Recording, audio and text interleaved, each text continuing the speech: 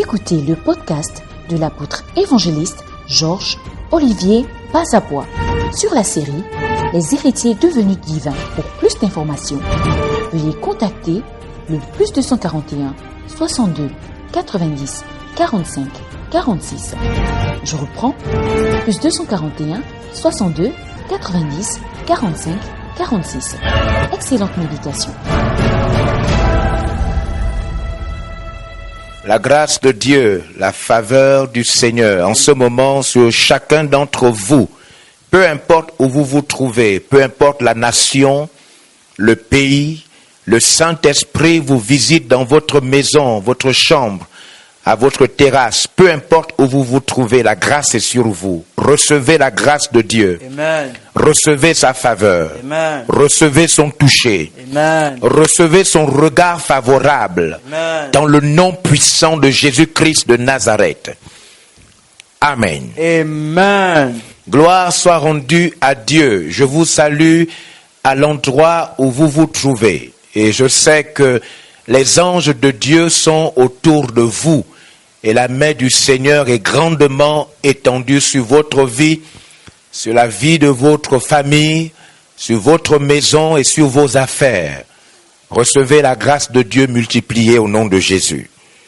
Amen. Amen. Je suis comme vous, n'est-ce pas, dans ces temps d'adoration, dans ce temps de célébration, et je voudrais dire bonsoir à tous ceux qui sont connectés, n'est-ce pas, avec nous, par ces merveilleux moments à l'intérieur du pays, voilà, dans tout l'estuaire, mais aussi vous qui êtes nombreux connectés à l'extérieur du pays et dans le monde. Nous allons partager, après tous ces moments d'édification et ces moments, n'est-ce pas, où nous avons pu adorer, célébrer, mais aussi être édifiés par beaucoup d'autres prestations, je m'en vais partager la parole de révélation avec vous.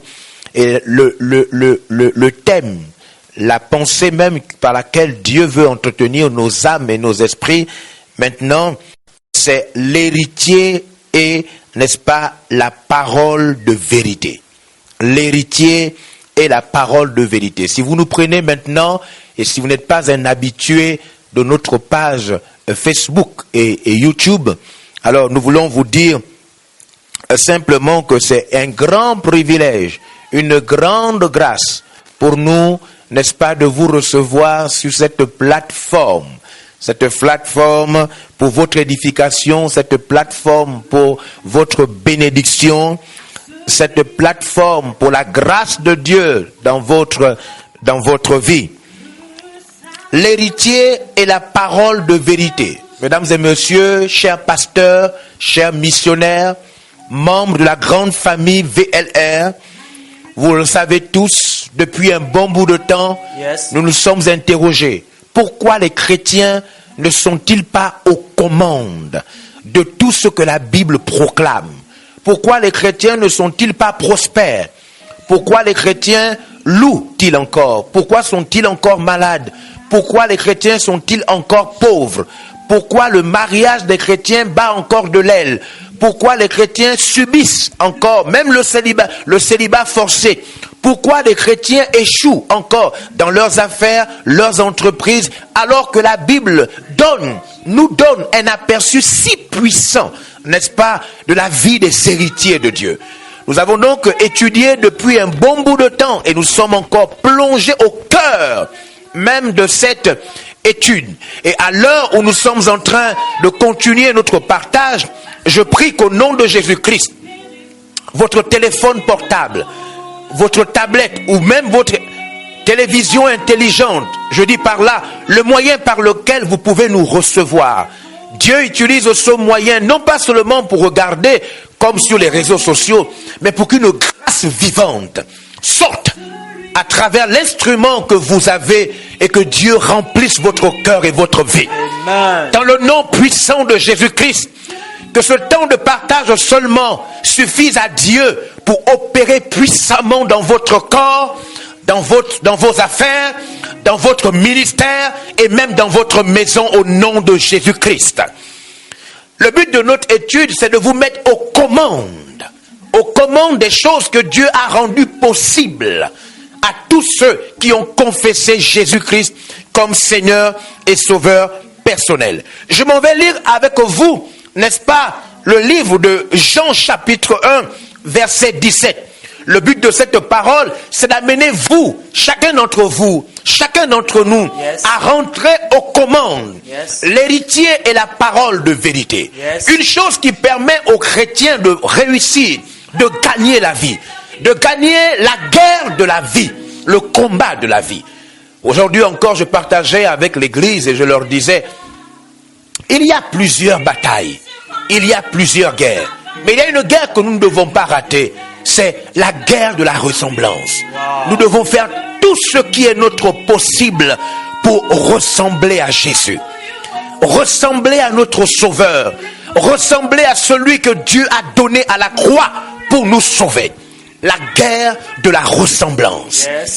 Et donc je m'en vais lire avec vous ce message trouvé dans Jean chapitre 1, verset 17. Et vous allez voir combien de fois la parole de vérité est d'une grande importance pour un enfant de Dieu. Voyez-vous, vous pouvez tout construire, vous pouvez mettre tout en place. Mais si vous n'avez pas la vérité, vous n'irez pas loin dans le Seigneur. Vous allez avoir l'impression que Dieu vous a abandonné. Vous allez avoir l'impression qu'il vous faudra baisser les bras. Seule la vérité nous change. Alors regardons ce texte, il est écrit. Car la loi a été donnée par Moïse. Car la loi a été donnée par Moïse. La grâce et la vérité sont venues par Jésus a amené la grâce et la vérité. Alors quand Jésus est venu, il ne nous a pas amené une religion. Il ne nous a pas amené un ensemble de règles. Jésus ne nous a pas amené les exploits de l'apparence. Vous le savez tous. Chacun d'entre nous a besoin de cacher ce qu'il est réellement pour montrer, n'est-ce pas, ce qu'il n'est pas. La plupart d'entre nous construisent une personnalité apparente. Nous avons nos faiblesses, nous avons même nos péchés et nous sentons au fond de nous comme une honte, une gêne de montrer qui nous sommes réellement. Mais la Bible nous dit que Jésus ne nous a pas amené un ensemble de règles. Il ne nous a pas amené une religion. Jésus ne nous a pas amené une identité. Il nous a amené la vérité par la grâce.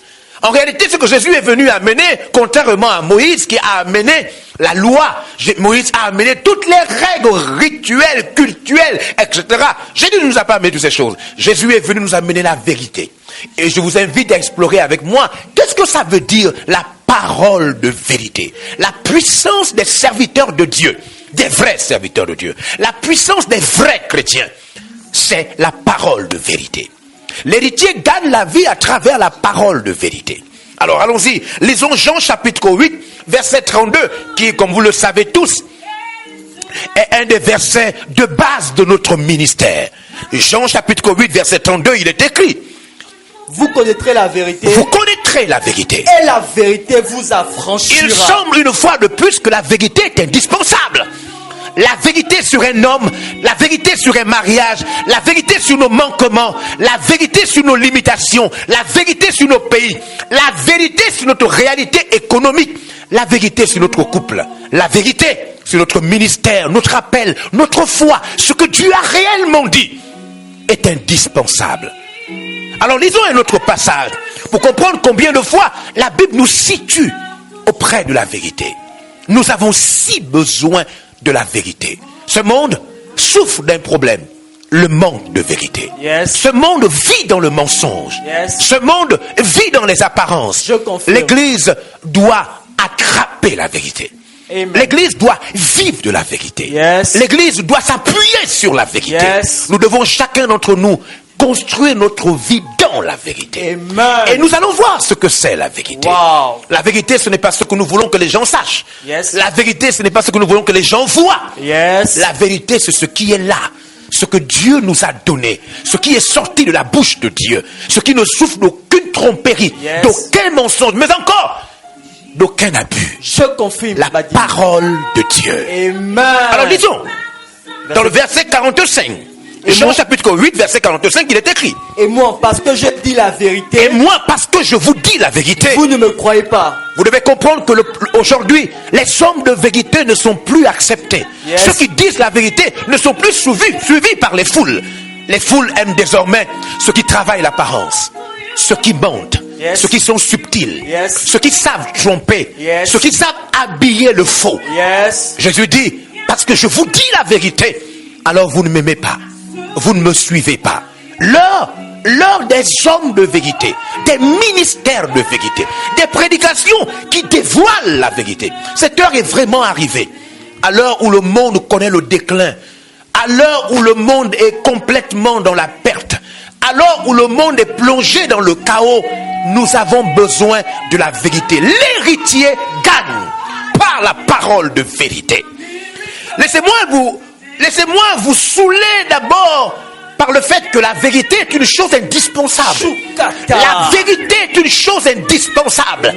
La vérité, c'est ce que l'apparence ne montre pas. Amen. La vérité, c'est ce qu'on n'a pas besoin de travailler. Amen. La vérité, c'est ce qu'on n'a pas besoin d'exploiter pour montrer aux autres qu'on est important. La vérité, c'est ce que Dieu a dit. Yes, t'as dit. Ce que Dieu a dit. Yes. Ce qui est sorti de la bouche de Dieu. Yes. Jean chapitre 14, verset 6, la Bible dit, Jésus lui dit, je suis le chemin, je suis le chemin, la vérité Jésus est la vérité. et la vie. Là encore une fois, Jésus ne peut pas abandonner la vérité. Yes. Il est même incapable de se décrire sans se mêler à la vérité. Amen. Il dit, je suis le chemin, je suis la vérité et je suis la vie. Magnifique. Plusieurs passages. Je n'ai pris que quelques-uns, vous pouvez l'imaginer. Mais plusieurs passages soutiennent que la puissance est cachée dans la vérité. La lumière est cachée dans la vérité. La guérison est cachée dans la vérité. La véritable prospérité est cachée dans la vérité. Alors je m'en vais ouvrir le cœur de cette parole ce soir. Je vais vous donner le cœur même de ce que je veux communiquer à chacun d'entre vous. Cela se trouve dans Jean le chapitre 1, le verset 1 à 3. Et je vous invite à être sensible, peut-être même à ouvrir votre Bible ou encore à prendre un de vos calepins et de recevoir la révélation de ce Amen. soir. Parce que la révélation doit être liée à la vérité. Yes. La révélation n'est pas l'imagination des hommes. Yes. La révélation n'est pas une prophétie fabriquée. Yes. La révélation, ce n'est pas ce qu'on a envie de vous dire pour vous impressionner. La révélation, c'est la vérité qui touche votre cœur et qui fait de vous une autre personne. Magnifique. Wow. Jean chapitre 1, verset 1 à 7, il est écrit. Au commencement était la Au parole. commencement, voyez-vous, ce n'était pas le Gabon, la Côte d'Ivoire. Au commencement, ce n'était pas l'Allemagne, la France, le Canada, les États-Unis d'Amérique. Au commencement, ce n'était pas les îles Caïmans. Au commencement, ce n'était pas vos projets, mes projets. Au commencement, tout a commencé par la parole. Tout ce que Dieu a mis au monde, il a amené cela par la parole. Je vais vous amener à comprendre que lorsque vous commencez une chose sans la parole, vous avez mal commencé. Amen. Quand vous avez commencé un mariage sans la parole, vous devez admettre que vous avez mal commencé. Yes. Quand vous avez commencé même une grossesse sans la parole, vous devez comprendre que vous avez mal commencé. Wow. Au commencement de toute chose, au commencement du rétablissement, au commencement de la paix au Sénégal, au commencement de la stabilité au Gabon, au commencement de la transformation des cœurs des Européens, au commencement de Jésus-Christ au Canada, était la parole. Au commencement était donc la parole. Et la parole était avec Dieu. Et cette parole était Dieu. Et la Elle parole... était avec Dieu. Et elle était Dieu. C'était un message si puissant. La parole était avec Dieu.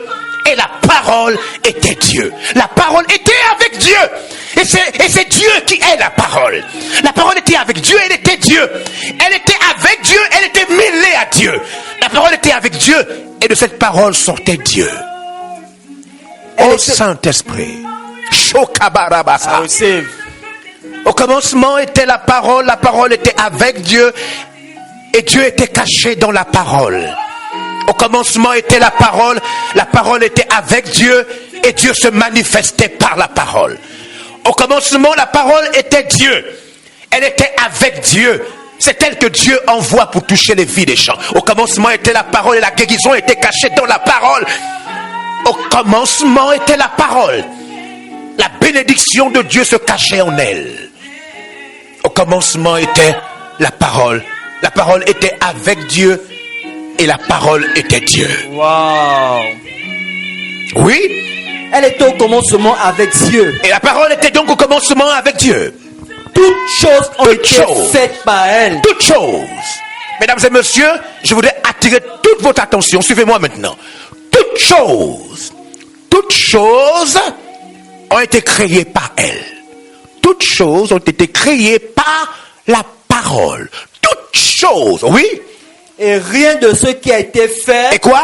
Rien de ce qui a été fait. Et quoi? Rien de ce qui a été fait. Et quoi? Rien de ce qui a été fait. Je veux que vous me suiviez maintenant. Et quoi? Rien de ce qui a été fait Rien de ce qui a été fait n'a été fait sans elle. n'a été fait comment? Sans elle. N'a été fait comment? Sans elle. Rien n'a été fait sans la parole. Magnifique. Qu'est-ce que Dieu va-t-il faire dans votre vie sans une parole? Wow. Sans une révélation? Wow. Voyez-vous, quand vous construisez vos fiançailles sans la parole, vous ne construisez pas avec Dieu. Yes. Quand vous construisez vos affaires sans la parole, vous ne construisez pas avec Dieu parce que au commencement était la parole. Rien de ce qui a été fait n'a été fait comment? Sans elle. Sans elle. Pourquoi continuer à bâtir sans la parole? Pourquoi continuer à investir sans que tu n'aies reçu une parole de révélation? Pourquoi continuer cette relation alors que Dieu ne t'a pas quitté? Pourquoi vouloir voyager sans avoir reçu de Dieu une parole de conviction? Pourquoi bâtir toute une vie, toute une famille? Pourquoi élever ses enfants sans la parole de Dieu? Pourquoi bâtir un pays, une nation sans la parole de Dieu? Rien de ce qui a été fait. L'heure est arrivée où il faut comprendre en réalité que notre échec est dû au fait que nous bâtissons sans la parole. Sans la parole, il n'y a que déception. Yes. Sans la parole, il y a déloyauté. Yes. Sans une parole de révélation sur un frère ou une sœur, même que vous engagez dans votre entreprise, vous serez déçus. Je confirme. Lorsque Dieu ne vous a rien dit, vous ne devez rien faire.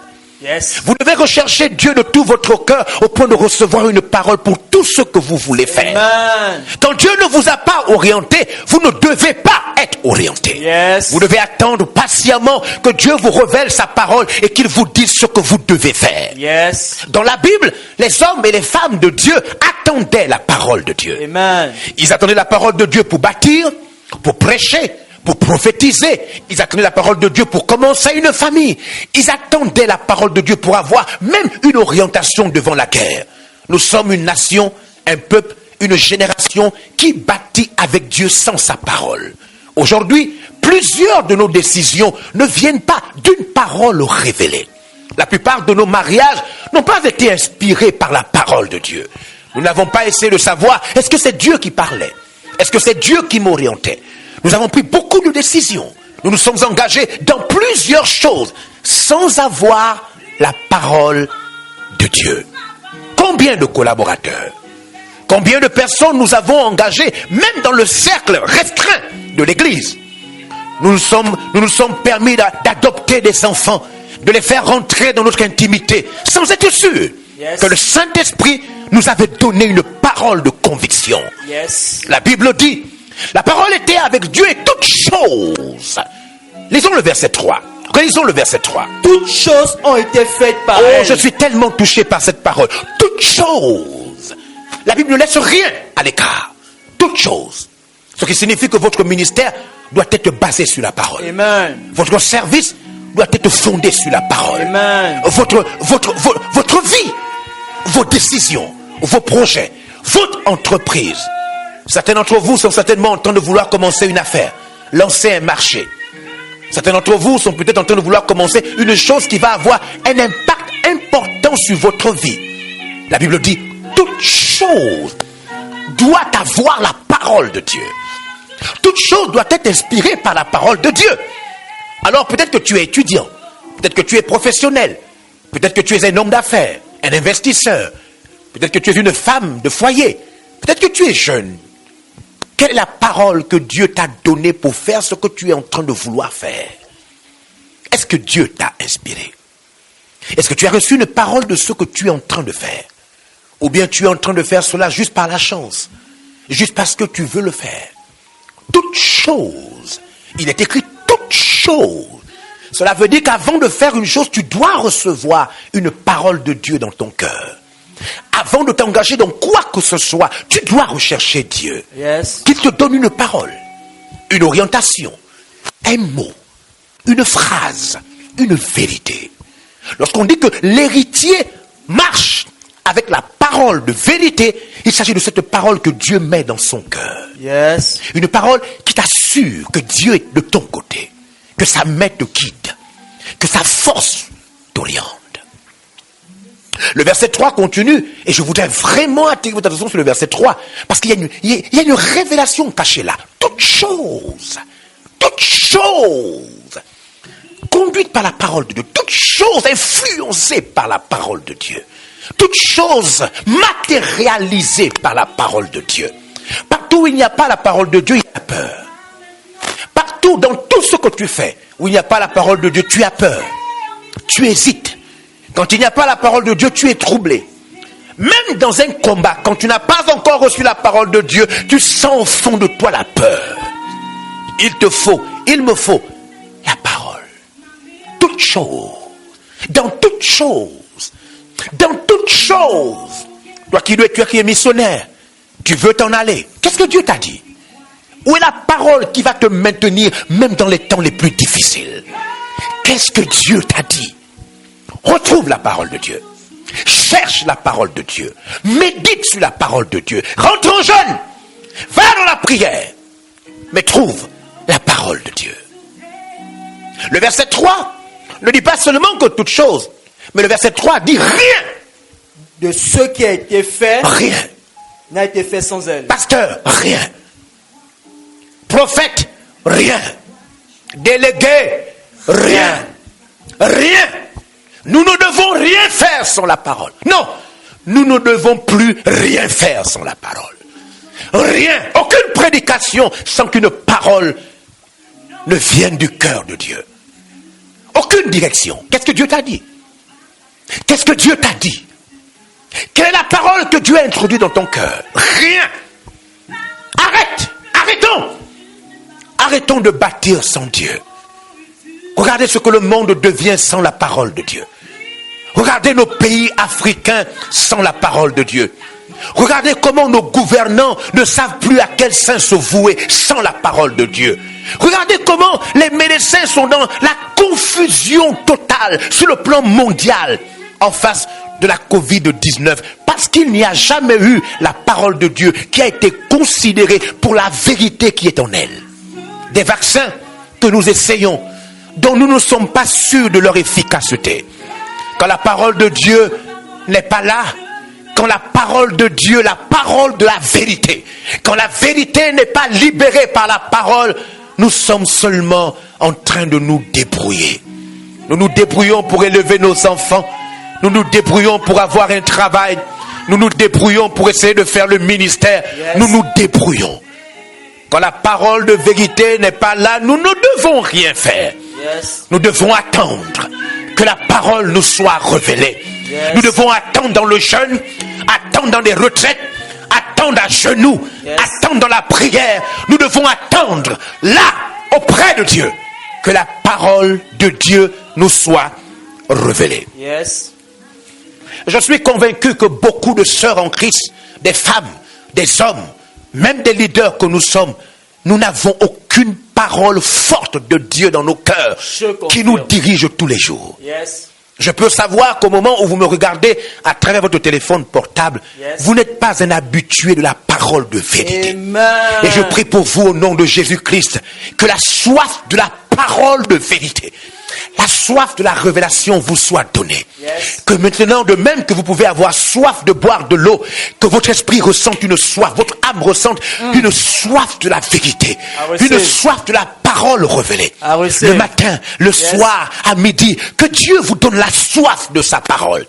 Voyez-vous, quand vous n'avez pas la soif de la parole de vérité, vous êtes un chrétien si léger. Wow. Votre vie chrétienne est si légère. Wow. Vous n'avez aucun poids spirituel. Wow. Pour vous, pécher et ne pas pécher, cela ne vous dit rien.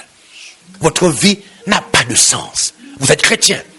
Vous venez à l'église, mais vous n'allez nulle part. Wow. Vous êtes dans tout et rien. Vous n'avez aucune identité, aucun poids. Parce que la parole de vérité n'est pas dans votre cœur. Wow. Rien. Rien. Rien de ce qui existe. Rien de ce qui existe n'existe sans elle. Magnifique. Rien n'existe sans elle. Magnifique. Rien n'existe sans elle. Amen. La parole est le commencement. Yes. Elle doit être le commencement de ta grossesse. Tu dois t'appuyer sur une parole. Tu ne dois pas t'appuyer sur un médecin. Tu dois t'appuyer sur une parole.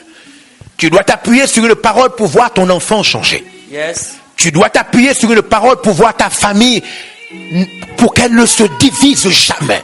Qu'est-ce que Dieu t'a dit? Qu'est-ce que Dieu a mis dans ton cœur? Si tu n'as pas une parole, alors cherche la parole. Cherche une parole. Moïse avait une parole pour exercer son ministère. Abraham a reçu une parole. Jephthé avait une parole. David avait une parole. La plupart des gens qui ont du poids dans le Seigneur ont reçu une parole. Qu'est-ce que Dieu t'a dit? Qu'est-ce que Dieu t'a dit hier? Qu'est-ce que Dieu t'a dit ce matin? Qu'est-ce que Dieu va te dire demain? Rien de ce qui existe n'a été créé sans elle. Il vous faut une parole pour le Sénégal. Il vous faut une parole pour le Ghana. Pour commencer fortement et puissamment en Allemagne, il faut une parole. Il faut une parole en France. Il faut une parole au Togo, au Bénin. Il vous faut une parole au Maroc. Quand il n'y a pas de parole, il n'y a pas de lumière. Quand il n'y a pas de parole, même s'il y a l'église, il n'y a pas de puissance. Quand il n'y a pas de parole, tout le monde essaye de faire quelque chose, mais il n'y a pas de grâce. Jésus est venu pour nous amener la grâce et la vérité. La vérité est cachée dans la parole. Rien de ce qui existe n'existe sans elle. Il faut une parole. Il vous faut chercher une parole. Il te faut te mettre à genoux pour trouver la parole de ton mariage. Il te faut te mettre à genoux pour trouver la parole de ton ministère. Il te faut une parole. Je me souviens de 2022 lorsque j'ai reçu une parole à Port-Gentil. J'étais en train de lire la Bible. C'était mon temps de culte personnel. Alors une parole m'a été donnée. Aujourd'hui, cette parole s'est transformée en missionnaire. Elle s'est transformée en église. Elle s'est transformée en prédication partout. Elle s'est transformée au fait que nous avons des églises. Parce qu'une parole avait été donnée en 2022. Il te faut une parole. Sans la parole, tu vas tomber. Tu vas te perdre. Sans la parole, tu vas te décourager. Sans elle, rien n'existe. Sans elle, rien n'existe. Alors je voudrais prier. Je voudrais prier pour cette révélation du verset 3. La vérité est cachée dans la parole. Sans la parole, même si tu es chrétien, tu n'auras rien de lourd, rien de puissant, rien de fort. Sans la parole, il y a un secrétariat mort, une intendance mort. Sans la parole, ton comité n'aura aucun impact. Sans la parole, ce que tu fais n'aura aucune puissance dans la vie des gens. Il te faut attraper une parole. L'heure du jeûne, l'heure de la méditation, l'heure de la recherche de Dieu est arrivée. Il te faut une parole. Pasteur, il te faut une parole. Diacre, il te faut une parole. Délégué, missionnaire, il vous faut une parole. Chrétien, il te faut une parole. Quelque chose qui va te maintenir. Quelque chose sur laquelle tu vas t'appuyer. Même dans les temps les plus difficiles. Il te faut une parole. Alors à l'endroit où vous êtes, je voudrais prier maintenant. Car rien de ce qui existe n'existe sans elle. Et si tu veux recevoir maintenant le droit de recevoir la révélation de Dieu, je voudrais prier pour que tu reçoives le droit de recevoir la parole le matin, le droit de percevoir la parole le soir, même quand tu dors. Une parole te sera révélée par songe. Quand tu seras en train de méditer la parole de Dieu, quelque chose, une vérité sortira de la parole et rentrera dans ta vie. Reçois maintenant ce droit dans le nom puissant de Jésus-Christ de Nazareth. J'ouvre les yeux de ton cœur et je te donne le droit de recevoir la révélation à travers des visions ouvertes, à travers une profondeur dans la méditation, à travers le jeûne, à travers les retraites, à travers les prophéties. Je te donne le droit de recevoir des visions ouvertes et des songes nocturnes. Je te donne le droit de recevoir une révélation auditive. Dans le nom puissant de Jésus-Christ de Nazareth, tu ne seras plus un chrétien ordinaire. Même à travers ton sommeil, même dans ta voiture, même dans un transport en commun, tu entendras la voix de Dieu te parler. Amen. La révélation à travers des pensées fortes. Reçois la parole. Amen. Reçois le droit de la parole. I receive. Reçois le pouvoir de recevoir la parole. I receive. Dans le nom puissant de Jésus-Christ de Nazareth. La parole pour ton ministère. La parole pour ton mariage. La parole pour la sanctification de ta vie chrétienne. La parole pour la victoire. La parole pour trouver du travail. La parole pour prospérer. La parole pour la guérison de cette maladie qui a trop duré dans ton corps. Reçois la parole au nom puissant de Jésus-Christ de Nazareth. Sois béni. Je vois Dieu t'accorder maintenant cela. Amen. Je vois les anges t'apporter la parole. Wow.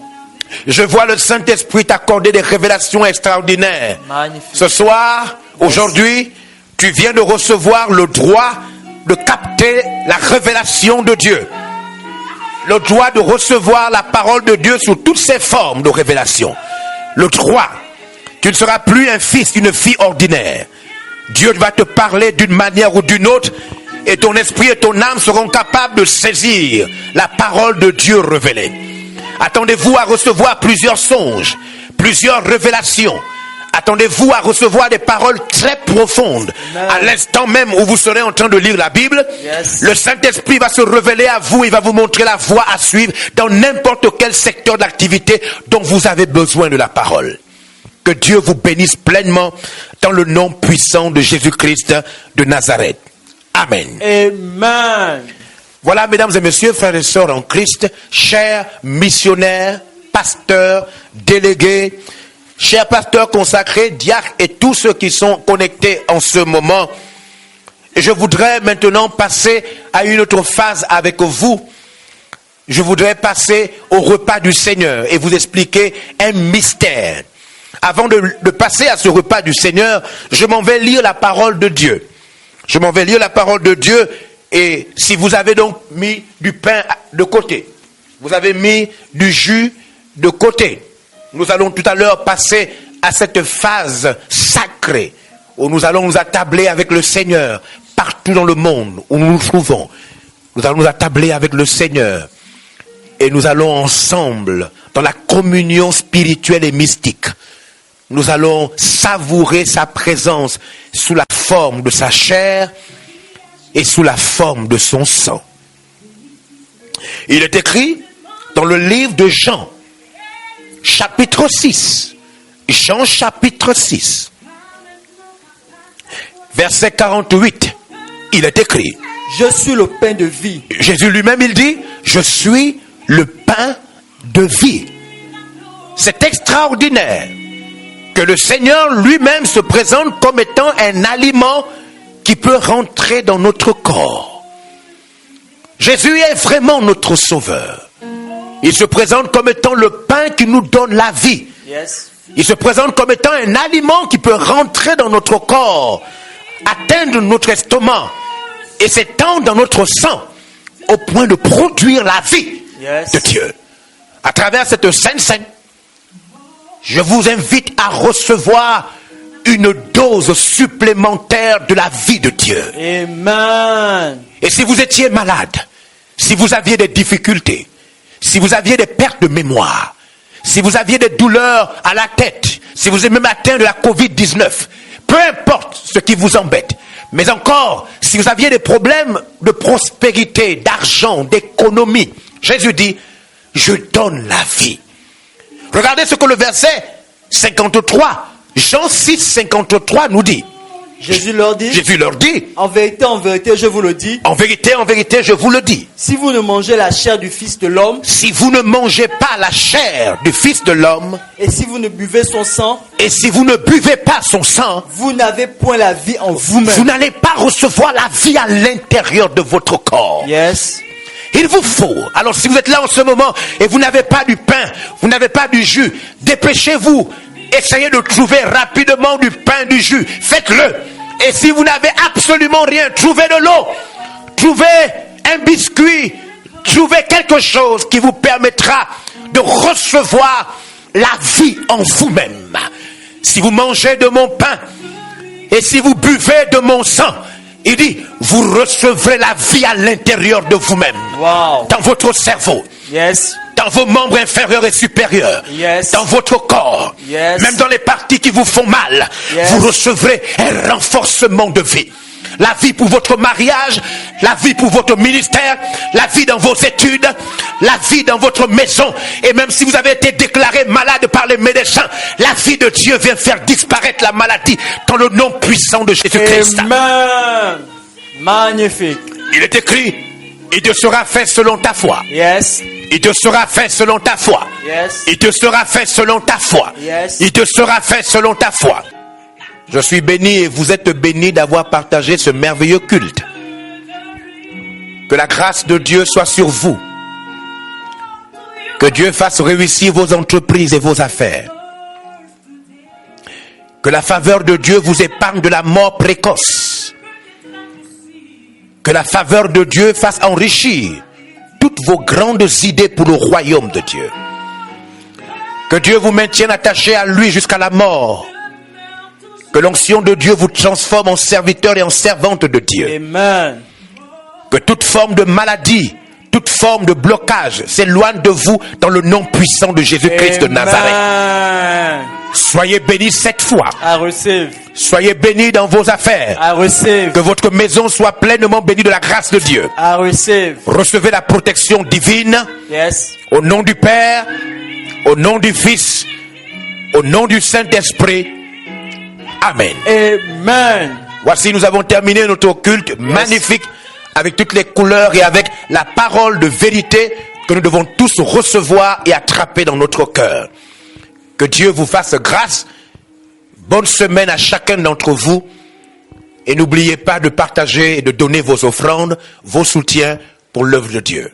Au nom de Jésus-Christ. Amen. Je vous aime tous, peu importe l'endroit où vous vous trouvez. Amen. Nous espérons que vous avez été pleinement bénis par ce message de l'apôtre évangéliste Georges Olivier Passabois. Pour tout renseignement, veuillez nous contacter au 062 90 45 46. Je reprends 062 90 45 46. Que Dieu vous bénisse.